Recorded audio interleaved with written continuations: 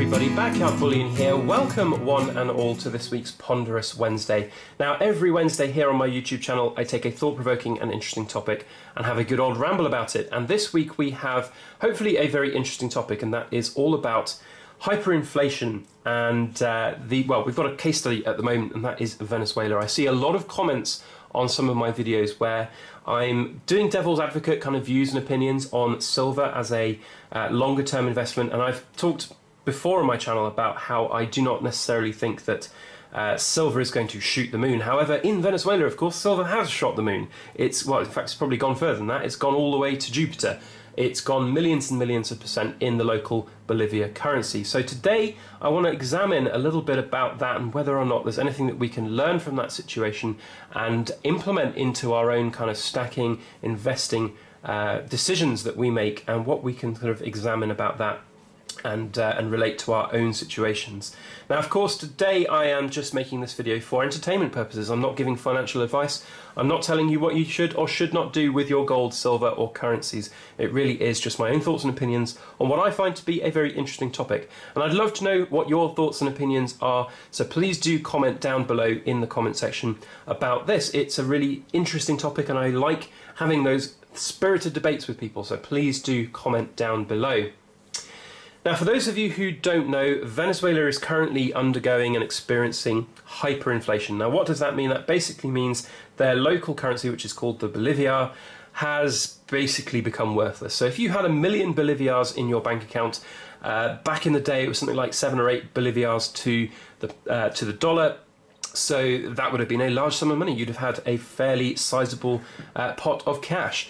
However, now hyperinflation, millions of percent of hyperinflation, has meant that 1 million Bolivias is essentially worthless. And you would need more than that to just go and buy your groceries for one week's or 1 month's worth of groceries. And we've seen headlines out there about how silver can buy you 6 months worth of groceries, or an ounce of gold can buy you an entire house in Venezuela.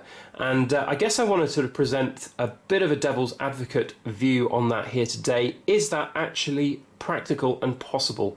Is that something that people do in Venezuela right now? Of course, it all relates to the wealth preservation power and reason that a lot of people out there will buy silver. Of course, if you'd taken that 1 million Bolivias that I mentioned and you'd bought some gold and silver with it, and then you tried to sell it, you would have lots and lots of Bolivias, because the gold and silver prices in Venezuela have gone up millions of percent along with the currency. Of course, that hasn't necessarily happened for all of the other currencies in the world. In fact, we've seen silver and gold prices go down this year. So, of course, it's all relative to the currency and the fiat that you are using. And, is it practical to take this ounce of silver into a bank, withdraw all of that cash, which might well come in a wheelbarrow, and then head on down to the local supermarket or grocery store and buy your food? My argument to you is no, it is not practical, it is not possible. It may well be possible to barter exchange this silver in the shop for some food, but I don't know if it really is. I'm not on the ground, I don't know. If you're somehow watching this in Venezuela, please do let us know if you have experienced something like that. But it's just, in my head, so difficult to sort of fathom that there are people out there who are walking around with silver bullion coins, going into shops and supermarkets and buying their groceries. It's just not, for one thing, it's a very dangerous country at the moment generally, and if you're walking around with lots of gold and silver, that's not going to be necessarily the best idea. So in that sense, it's not necessarily the best thing to invest in silver. I mean, what good is it going to do? If you've got one of these silver bars, great, but you can't eat it, you can't live in it, it's not going to give you shelter, it's not going to help you. I know silver's got medicinal properties, but it's not going to cure an infection or repair a broken leg. So what good is silver?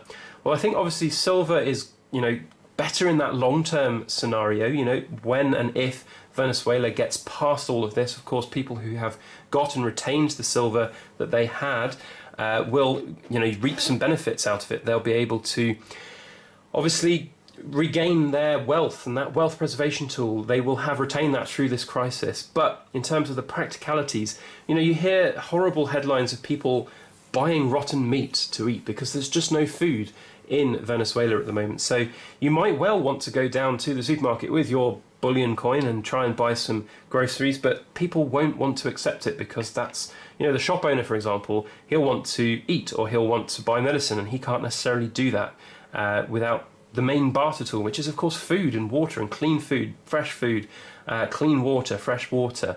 Those are the kind of commodities which are so sought after right now. I also read a really heartbreaking article, which is the national weight per person in Venezuela has dropped by nearly 10 kilos a person, which is really, really scary stuff. So the food shortages is the really big thing. So yes, silver is a great tool for preserving wealth. It's a great tool for that sort of emergency scenario situation whereby you could use it as a barter tool. If you needed to buy a house, you could potentially buy a house with an ounce of gold. Is it really practical in the everyday world, in the kind of immediate crisis times, in that SHTF scenario? I would argue no, it's not. And I think a lot of people know that already. I hear so many comments I see so many comments, I should say, on my YouTube videos where I've talked about silver not necessarily being the best investment. And a lot of people actually necessarily agree with that. A lot of the preppers out there, they'll have some silver for those kind of, longer term eventualities, but in the most part, water, food, long-term food, so dried foods and the such like, is just a lot more important. Which brings me on to a very interesting topic which I can relate to a little bit more here in the UK. And I heard this on the radio. We've got a sort of talk radio show here in the UK, and it's one I listen to quite regularly, and it was talking about Brexit and the fact that a lot of our food that we have here in the UK in the big supermarkets is imported from the European Union into the UK.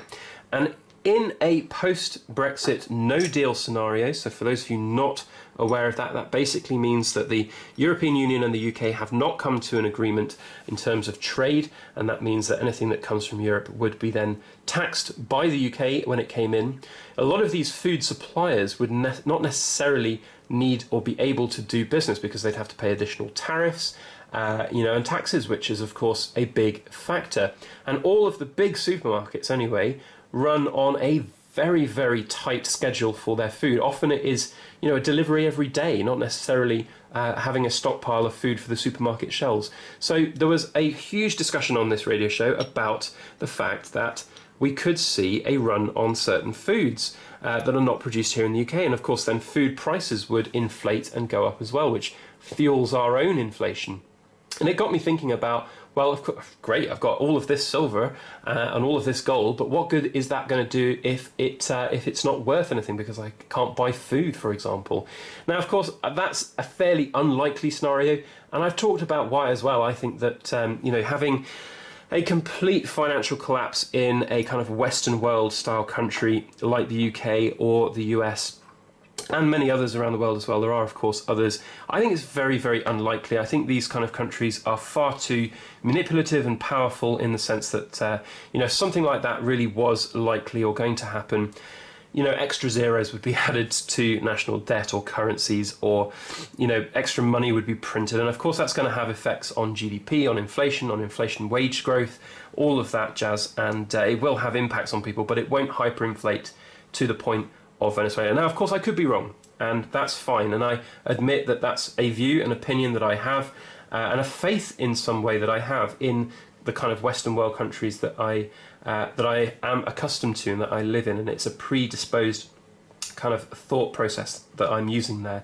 But I do think that it's not likely in a kind of Western world scenario. Certainly in a country like the US is, God bless you all out there for watching. You are, one of the biggest, best countries in the world, and you think that you're one of the biggest, best countries in the world, and that's a very important title to you guys out there. And I have no doubt that the powers that be would not allow the dollar to completely collapse, which is why something like this is not necessarily very relevant, but it might well happen. Of course, the spiraling US debt clock and cycle there, maybe one day it will, but I don't think it will happen in our lifetimes. That's just the way I think.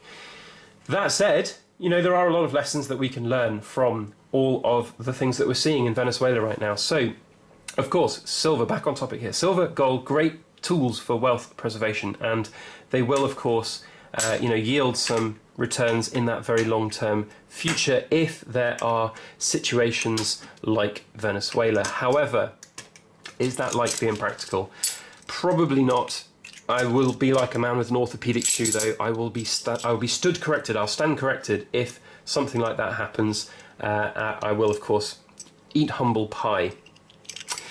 So, what can we learn from this? We learn from this something which I've said a lot on my channel before, and that is that silver and gold are very much wealth preservation tools. They are not get-rich-quick schemes. Yes, you can buy silver at a certain price, wait for spot price to go up, and then sell it and make some money.